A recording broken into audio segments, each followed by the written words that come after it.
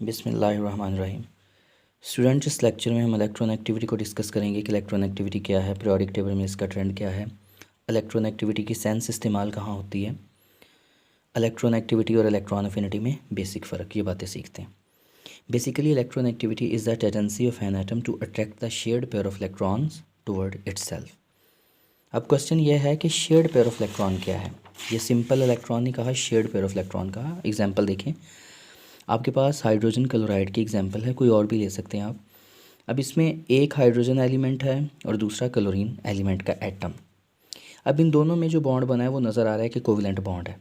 एक electron hydrogen से आया, एक इलेक्ट्रॉन क्लोरीन से आया, दोनों में इलेक्ट्रॉन शेयर हुआ, जो बॉन्ड बना वो कोवेलेंट इन नेचर था। अब इनमें कोई एक एलिमेंट ऐसा होगा जो इस इलेक्ट्रॉन के जोड़े को अपनी तरफ खींचेगा। ये सिंपल इलेक्ट्रॉन का पेयर नहीं है, ये शेयर्ड पेयर है। ये ऐसा पेयर है जो दोनों के या दोनों एटम्स के मिलने से बना है। It is the shared pair of electron.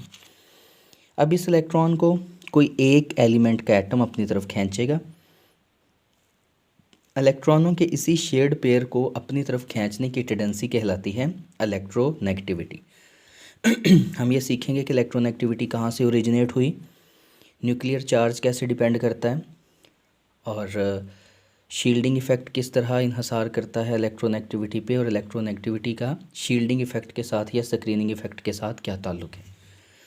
सबसे पहले डेफिनेशन आपको समझ लेनी होगी, इसके बाद कुछ बुनियादी बातें, फिर हम इसकी डिटेल में जाते हैं।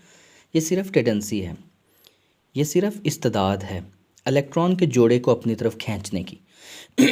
इसका कोई यूनिट नहीं है, ये कोई एनर्जी नहीं है, ये सिर्फ इलेक्ट्रॉन के शेयर्ड पेयर ऑफ इलेक्ट्रॉन को अपनी तरफ खींचने की एक प्रॉपर्टी है।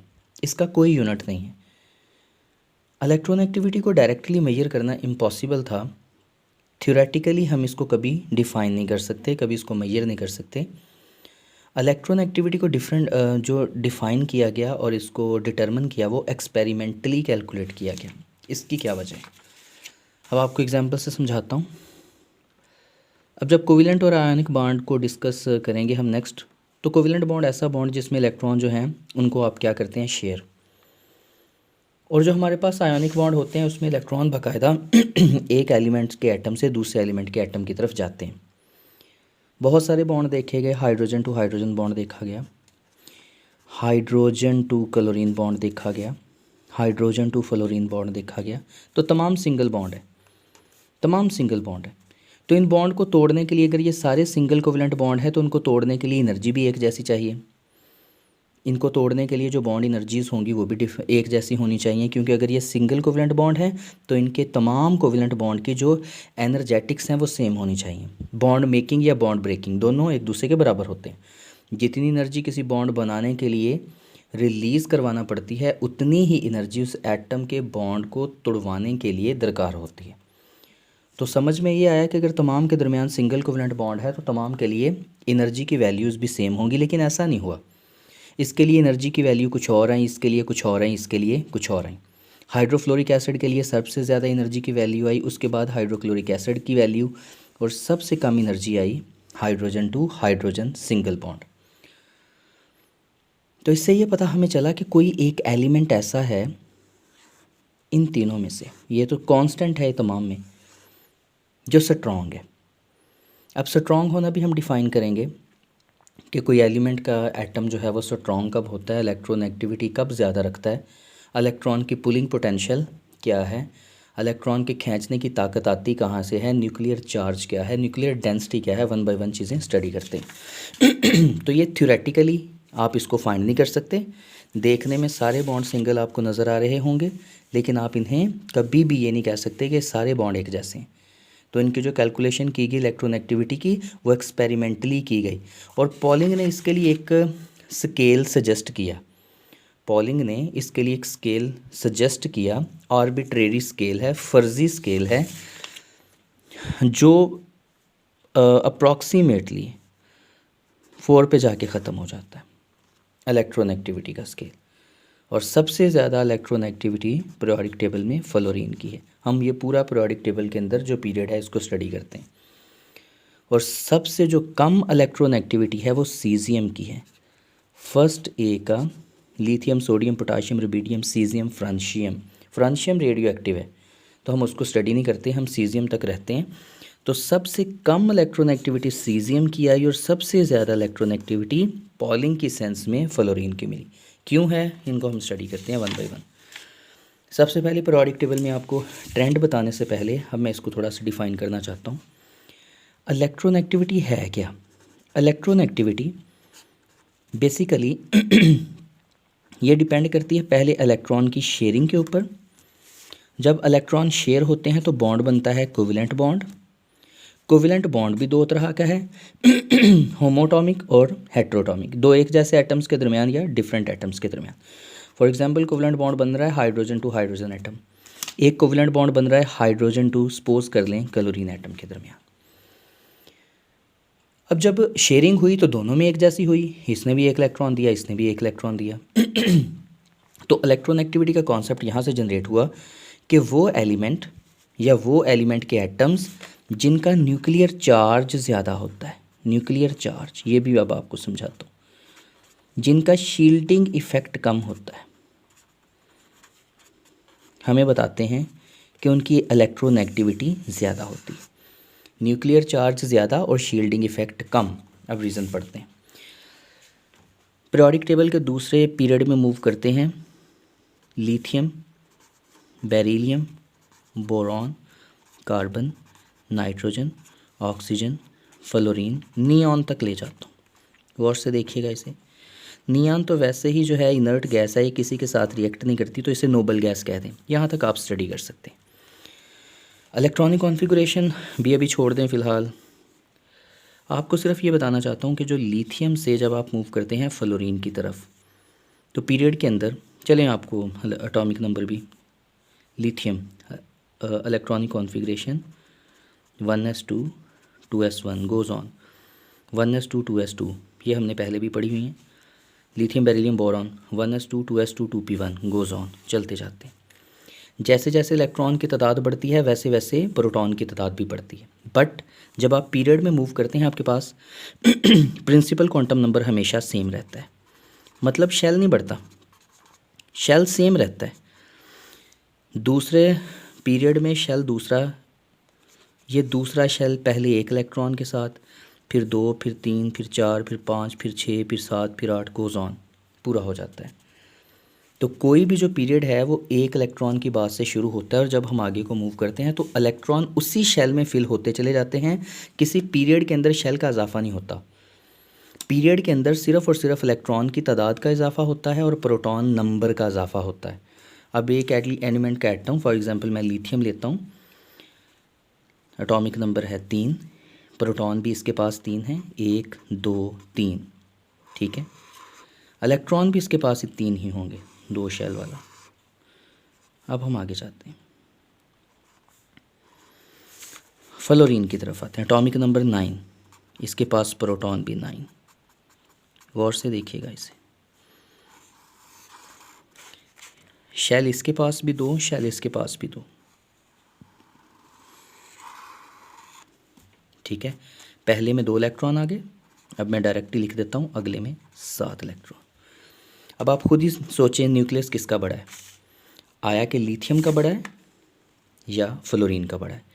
फ्लोरीन से आगे आपने नियॉन को डिस्कस नहीं करना क्योंकि नियॉन का ऑक्टेट पूरा है, वो किसी केमिकल रिएक्शन में हिस्सा ही नहीं लेता, वो किसी के साथ बॉन्ड बनाता ही नहीं है। अगर वो बॉन्ड बनाता ही नहीं है तो क्या करेगा, इनर्ट है। अगर इनर्ट है तो उसको ना इलेक्ट्रॉन देने की ज़रूरत है ना इलेक्ट्रॉन लेने की ज़रूरत है। तो इलेक्ट्रोनेगेटिविटी के लिए हमने बताया कि बॉन्ड तो बनाना पड़ेगा, कोवेलेंट बॉन्ड तो बनाना पड़ेगा आपको, तभी कॉन्सेप्ट समझ में आएगा। एक बॉन्ड जो लिथियम बना रहा है, beryllium, boron, carbon, nitrogen till two the fluorine. अब फ्लोरीन जिस एटम के साथ बॉन्ड बनाता है, सपोज करें इसने हाइड्रोजन के साथ, बैरूनी शेल की इलेक्ट्रॉनिक कॉन्फ़िगरेशन आपको पता होनी चाहिए। टोटल लिख देता हूँ 1s2 2s2 2p5। इसका मतलब p में 1 2 3 4 5, p में जो अनपेयर्ड इलेक्ट्रॉन है वो एक ही है। p में जो अनपेयर्ड इलेक्ट्रॉन है, बड़ा करके ड्रॉ कर लेते हैं, ये देखें 1 2 3, ये 4, ये 5, अनपेयर्ड इलेक्ट्रॉन है एक। और बॉन्ड भी ये कितने बनाएगा, एक ही। इलेक्ट्रॉन शेयर भी कितने कर सकता है, सिर्फ एक। ये हाइड्रोजन आया, इसके पास एक अनपेयर्ड इलेक्ट्रॉन था, ये देखें हाइड्रोजन आया, हाइड्रोजन ने भी अपना एक इलेक्ट्रॉन शेयर कर लिया, दोनों के दरमियान बन गया बॉन्ड।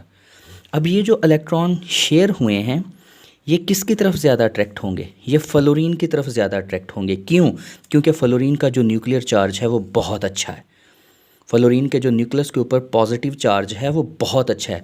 तो इलेक्ट्रॉन किधर को मूव कर जाएंगे? ये पूरे का पूरा इलेक्ट्रॉन का पेयर मूव कर जाएगा toward the nucleus of fluorine atom. तो फ्लोरीन से आगे बात ही ख़त्म होगी। नियॉन बॉन्ड बनाएगा नहीं, अगर बॉन्ड बनाएगा नहीं तो इलेक्ट्रोनेगेटिविटी का कॉन्सेप्ट कहाँ से आ गया?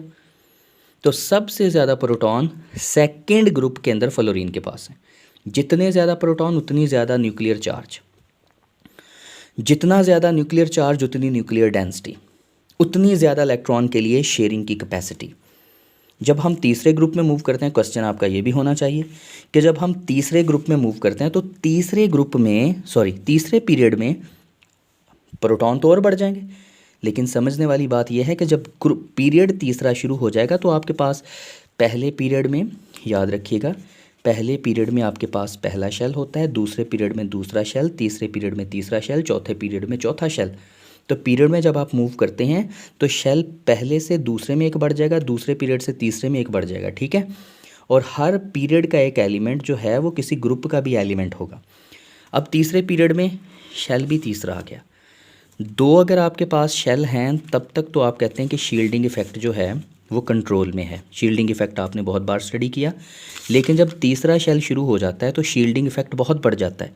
जब शील्डिंग इफ़ेक्ट बढ़ जाएगा तो एटम का साइज़ भी काफ़ी बढ़ जाएगा, और जब एटम का साइज़ बढ़ जाएगा तो बॉन्ड बनाने के बाद इलेक्ट्रॉनों को खींचने की ताकत उतनी एक्सीलेंट नहीं रहेगी जितनी के फ्लोरीन के पास।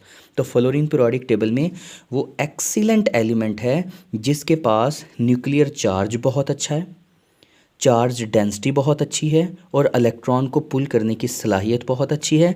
इसका साइज़ कम्पैक्ट है, इसका साइज़ छोटा है, और साइज़ छोटा होने के साथ साथ इसके पास जो प्रोटॉन नंबर है या न्यूक्लियस का चार्ज है वो बाकी पूरे पीरियोडिक टेबल में तमाम एलिमेंट से बहुत अच्छा है। बाकी जितने एलिमेंट हैं जब आप नीचे वाले पीरियड में जाओगे तो उनका शेल बढ़ जाएगा। जब शेल बढ़ जाएगा तो आपने कभी शेल का डिफरेंस भी पढ़ा था, न्यूक्लियस से पहले शेल का रेडियस, दूसरे का रेडियस, तीसरे का रेडियस गोज ऑन। तो एक्सपोनेंशियल रेट पे रेडियस बढ़ता है। N square 0.529 angstrom multiplied by n square, ये बातें आपको याद होनी चाहिए। तो तीसरे का मतलब सिर्फ एक शेल का ऐड होना नहीं है, तीसरे का मतलब उसका बहुत डिस्टेंस बढ़ जाता है न्यूक्लियस से, और जब डिस्टेंस बढ़ जाता है न्यूक्लियस से तो इलेक्ट्रॉन को पुल करने की ट्रैक्शन कम हो जाती है। तो दूसरे पीरियड में फ्लोरीन पीरियोडिक टेबल का वो एलिमेंट है जिसके पास न्यूट्रॉन टू प्रोटॉन रेशियो भी बहुत अच्छी है, न्यूक्लियर चार्ज भी बहुत अच्छा है, साइज़ भी बहुत एक्सीलेंट है। पीरियोडिक टेबल में ये ऐसा एलिमेंट है जिसकी इलेक्ट्रोनेगेटिविटी सबसे ज़्यादा। पहले ये एलिमेंट किसी के साथ बॉन्ड बनाएगा, बॉन्ड बनाने के बाद बॉन्ड कैसा होना चाहिए? कोविलेंट। एक इलेक्ट्रॉन इसका अपना था, एक इलेक्ट्रॉन जिसने शेयर किया, फिर ये पूरे का पूरा इलेक्ट्रॉन पेयर फ्लोरीन की तरफ अट्रैक्ट हो जाता है। यही टेंडेंसी क्या कहलाती है? इलेक्ट्रोनेगेटिविटी। तो आपने बातें याद रखनी है कि फ्लोरीन ऐसा एलिमेंट है पीरियोडिक टेबल में जिसके पास चार्ज डेंसिटी बहुत अच्छी, जिसके पास न्यूक्लियर अट्रैक्शन बहुत अच्छी, जिसके पास साइज़ बहुत अच्छा। बाकी पीरियोडिक टेबल में कोई भी एलिमेंट ऐसा नहीं है जो इसका मुकाबला कर सके। तीसरे पीरियड में जाओगे तो तीसरा शेल बन जाएगा, और तीसरे शेल का जो न्यूक्लियस से फासला है वो 0.529 ऑंगस्ट्रम टाइम्स एन स्क्वायर। ये बातें आपने पढ़ी हुई हैं। जब n 1 है तो 1 का स्क्वायर, 2 है तो 2 का स्क्वायर, 3 है तो 3 का स्क्वायर। तो इसका मतलब जब तीसरा शेल बढ़ जाएगा तो फासला बहुत बढ़ जाएगा, फासला बहुत बढ़ जाएगा तो शेयर्ड पेयर ऑफ इलेक्ट्रॉन को खींचना मुश्किल हो जाएगा। चले, ग्रुप के अंदर इसका ट्रेंड बहुत आसान है। फ़िलहाल आपको ग्रुप के अंदर ट्रेंड बताता हूँ। ग्रुप के अंदर ट्रेंड बहुत आसान है। ग्रुप के अंदर आप इसका सिंपल सा ट्रेंड है, आपके पास है lithium, sodium, potassium, rubidium, caesium, francium तक आप ना जाएं, फ्रांशियम जो है वो रेडियो एक्टिव है। कभी आपने पढ़ा था लिथियम, हाइड्रोजन के बाद हीलियम, इसके नीचे ये, चले पहला भी लिख लेते हैं, hydrogen, lithium, sodium, potassium, rubidium, caesium and francium. Francium को नहीं लेना। इसके पास एक शेल है, लिथियम के पास 2 शेल हैं, सोडियम के पास 3 शेल हैं, पोटाशियम के पास उससे आगे 4 शेल हैं, फिर गोज़ ऑन 5 शेल, 6 शेल्स। जब साइज़ बढ़ जाएगा, बाहर वाले इलेक्ट्रॉन जो शेयर्ड पेयर हैं उनसे अट्रैक्शन कम होती चली जाएगी। तो ग्रुप के अंदर जब आप नीचे को मूव करते हैं तो इलेक्ट्रोनेगेटिविटी कम होती है, और जब आप पीरियड में मूव करते हैं तो पीरियड में जो इलेक्ट्रोनेगेटिविटी है वो आपकी कॉन्स्टेंटली बढ़ती जाती है। लेकिन ये हर एक पीरियड में नहीं है, ये बात बहुत अहम है सेकंड पीरियड के लिए। फिर थर्ड पीरियड में डी शेल इन्वॉल्व हो जाता है, इंटरवेनिंग इलेक्ट्रॉन्स आ जाते हैं, शील्डिंग इफेक्ट बढ़ जाने की वजह से इलेक्ट्रोनेगेटिविटी की जो वैल्यूज़ हैं वो डिक्रीज़ करती रहती हैं। ठीक हो गया। चलें आगे हम देखते हैं जी ग्रुप के बाद। इसी तरह फ्लोरीन, अगर आप चलें अब फ्लोरीन से अगर बात शुरू की है तो फ्लोरीन भी थोड़ा सा बता दूं। 7th ए ग्रुप का हैलोजन है fluorine, chlorine, bromine and iodine. Electronegativity maximum periodic table में 4.0, इसकी 3.0, इसकी 2.8, इसकी 2.5। देखें तो इसका मतलब जब आप ग्रुप में मूव करते हैं तो इलेक्ट्रॉन को खींचने की सलाहियत कम होती चली जाती है क्योंकि साइज़ बढ़ जाता है। And what is electronegativity? The tendency of an atom to attract the shared pair of electron towards itself. ये एक इलेक्ट्रॉन नहीं है, पहले इलेक्ट्रॉन शेयर करता है फ्लोरीन किसी एलिमेंट के साथ, फिर उसी से उसका शेयर्ड पेयर अपनी तरफ खींच लेता है due to the high nuclear charge density. ठीक हो गया। चलें पीरियोडिक टेबल ट्रेंड हमने डिस्कस कर लिया, सारी बातें भी समझा दी, अलॉन्ग द पीरियड बातें बता दी। ये इंट्रैक्शन बहुत अहम है किस पीरियड में? Second period. High charge density या हाई न्यूक्लियर चार्ज और लो शील्डिंग इफेक्ट। और सबसे अच्छा कौन है जी? फ्लोरीन, सबसे अच्छा पीरियोडिक टेबल। ग्रुप के अंदर भी आपको समझा दी। Electronegativity and types of bond, ये बहुत अहम है। देखें इलेक्ट्रोनेगेटिविटी सजेस्ट करेगी कि कौन सा बॉन्ड पोलर है, कौन सा बॉन्ड नॉन पोलर। ये भी बहुत अहम है, इसे भी आप समझ लें। आपके पास है हाइड्रोजन टू हाइड्रोजन बॉन्ड, एक आपके पास चंद एग्जाम्पल से आपको समझा देता हूँ। Hydrogen to chlorine bond, hydrogen to fluorine bond, hydrogen to bromine bond, hydrogen to iodine bond. और से देखिएगा इलेक्ट्रोनेगेटिविटी 2.1, इसकी भी 2.1। इलेक्ट्रोनेगेटिविटी डिफरेंस 0, कोई किसी से इलेक्ट्रॉन नहीं खींचेगा, बॉन्ड स्टेबल होगा, किसी की तरफ इलेक्ट्रॉन का पेयर नहीं जाएगा। हाइड्रोजन इलेक्ट्रोनेगेटिविटी 2.1, क्लोरीन के भी आपको लिखवाई 3.0। अब इलेक्ट्रोनेगेटिविटी का डिफरेंस है, ये देखें 0.9 का। इलेक्ट्रोनेगेटिविटी इसकी 3 है, इसकी 2.1 है, तो डिफरेंस कितना आ गया? 0। इसकी इलेक्ट्रोनेगेटिविटी 4.0, इसकी 2.1। तो जो इलेक्ट्रोनेगेटिविटी का डिफरेंस है जी वो 1.9 आपके पास है। अब हाइड्रोजन टू ब्रोमीन, इलेक्ट्रोनेगेटिविटी 2.1, और जो ब्रोमीन की इलेक्ट्रोनेगेटिविटी है ये देखिए मैंने आपको भी लिख के दी है, फ्लोरीन 4, क्लोरीन 3.0, ब्रोमीन 2.8। तो ये देखें ब्रोमीन जो है ये 2.8 के साथ। इलेक्ट्रोनेगेटिविटी डिफरेंस जो आता है ये आपके पास आता है जी 0.7। आयोडीन की, हाइड्रोजन की 2.1 है, इसकी 2.5 है, इलेक्ट्रोनेगेटिविटी डिफरेंस आया 0.4। ये बात याद रखिएगा कि इलेक्ट्रोनेगेटिविटी डिफरेंस 0.4 से लेकर 1.7 तक अगर आ जाए, 0.4 से लेकर 1.7 तक, वो बॉन्ड होता है polar covalent bond. Polar covalent bond, ये बातें आपने याद रखनी। This type of bond is polar covalent bond. हाँ, अगर इलेक्ट्रोनेगेटिविटी का डिफरेंस 0.4 से कम आ जाए तब भी वो पोलर कोवेलेंट बॉन्ड नहीं है। और अगर इलेक्ट्रोनेगेटिविटी का डिफरेंस 1.7 से ज़्यादा आ जाए फिर तो वो बॉन्ड कोवेलेंट रहता नहीं है, वो बॉन्ड आयनिक हो जाता है। ठीक हो गया। तो जो इलेक्ट्रोनेगेटिविटी का डिफरेंस है ये आपको बता सकता है कि कौन सा कोवेलेंट बॉन्ड पोलर है, कौन सा बॉन्ड नॉन पोलर है। पोलर बॉन्ड 0.4 जो है वो स्लाइटली पोलर है अगर डिफरेंस 0.4 आ जाए। फिर जैसे जैसे इलेक्ट्रोनेगेटिविटी का डिफरेंस बढ़ता जाएगा वैसे वैसे पोलैरिटी बढ़ती जाएगी और मॉलिक्यूल पोलर से पोलर होता चला जाएगा। ये तो 0 हो गया, नॉन पोलर है। सबसे ज़्यादा हाईली पोलर कौन होगा? HF। फिर उससे कम कौन सा होगा? फिर ये वाला। फिर उससे कम कौन सा होगा? ये वाला पोलर। फिर उससे कम कौन सा होगा? पोलर, ये वाला। ठीक हो गया। If the electronegativity difference ranges from 0.4, कम से कम इलेक्ट्रोनेगेटिविटी का डिफरेंस 0.4 होना चाहिए पोलर बनाने के लिए, और मैक्सिमम 1.7। अगर इससे ज़्यादा होगा तो बॉन्ड आयोनिक बॉन्ड हो जाएगा। फिर अभी बता दिया आयोनिक बॉन्ड और कोवेलेंट बॉन्ड क्या होते हैं। अगर तो किस दो एलिमेंट के एटम्स के दरमियान इलेक्ट्रोनेगेटिविटी डिफरेंस 1.7 से ज़्यादा हो। बुक में लिखा है कि 1.7 तक हो, हालांकि आयोनिक बॉन्ड 1.7 से, अगर दो एलिमेंट के दरमियान इलेक्ट्रोनेगेटिविटी का डिफरेंस 1.7 से ज़्यादा होता है तो बॉन्ड आयोनिक होता है। 1.7 तक डिफरेंस हो, 1.7 इज़ अ बेसिकली बाउंड्री। जो 1.7 जिसका इलेक्ट्रोनेगेटिविटी डिफरेंस हो ना, वो बेसिकली बॉन्ड एग्जिस्ट करता है आयोनिक और कोविलेंट बॉन्ड की रेंज में। उसका परसेंटेज आयोनिक करैक्टर निकालते हैं फिर हम। ये इस चैप्टर के बिल्कुल लास्ट में बात आएगी, अगर वो हमारे सिलेबस में शामिल हुआ तो हम उसे स्टडी करेंगे। एनी हाउ, इलेक्ट्रोनेगेटिविटी डिफरेंस अगर 1.7 से ज़्यादा है तो आयोनिक है, 1.7 से कम है तो वो बॉन्ड कोविलेंट है। 1.7 तक भी हो तो उसके पास दोनों करैक्टर होते हैं, covalent as well as ionic. और वैसे कायनात में कोई बॉन्ड ऐसा है ही नहीं जो 100% आयोनिक हो, कोई बॉन्ड भी 100% आयोनिक नहीं होता। इसकी रीज़न भी आपको बता देता हूँ।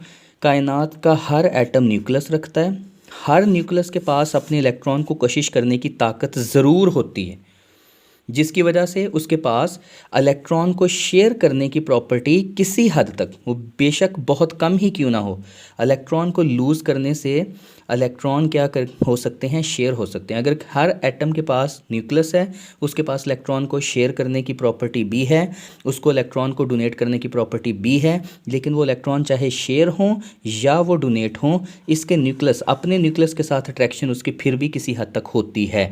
हाँ, मेटल की फॉर्म में इसकी अट्रैक्शन कम है, इलेक्ट्रॉन इजीली लूज़ हो जाता है। नॉन मेटल की फॉर्म में इसकी अट्रैक्शन ज़्यादा है, इलेक्ट्रॉन इनसाइड आ जाता है, ठीक है। But any how, the attraction of the electron for any element of any atom is always present. तो जब किसी एटम की अपने ही इलेक्ट्रॉन के साथ अट्रैक्शन होती है, वो इसे छोड़ना नहीं चाहता, उसकी कोशिश होती है कि मैं अपना इलेक्ट्रॉन निकालूँ ना, मैं क्या करूँ, दूसरे एलिमेंट के साथ शेयर करवा लूँ। बेशक वो अट्रैक्शन कम से कम ही क्यों ना हो, लेकिन होती है। यही वजह है कि कोई भी बॉन्ड 100% आयोनिक नहीं होता। आयोनिक बॉन्ड कौन से हैं, जिसमें एक एलिमेंट अपना इलेक्ट्रॉन पूरे का पूरा दे देता है, दूसरा एलिमेंट इलेक्ट्रॉन ले लेता है, पॉजिटिव और नेगेटिव चार्जेस बनते हैं, फिर उनके दरमियान जो electrostatic forces of attraction develop होती हैं वो आपको बॉन्ड बनवा देती हैं आयोनिक बॉन्ड। तो सोडियम बेशक इलेक्ट्रॉन दे देता है, लेकिन जब वो इलेक्ट्रॉन देता है तो उसकी इलेक्ट्रॉन के साथ अपनी अट्रैक्शन भी है, और जहाँ उसकी अपनी अट्रैक्शन है वो इलेक्ट्रॉन देने से ज़्यादा इलेक्ट्रॉन शेयर करने के लिए फोकस करेगा। तो थोड़ा सा जो उसका करैक्टर है वो कोवलेंट ज़रूर होगा। तो इसीलिए हम कहते हैं कि किसी भी एलिमेंट के पास 100% आयोनिक बॉन्ड बनाना नामुमकिन है।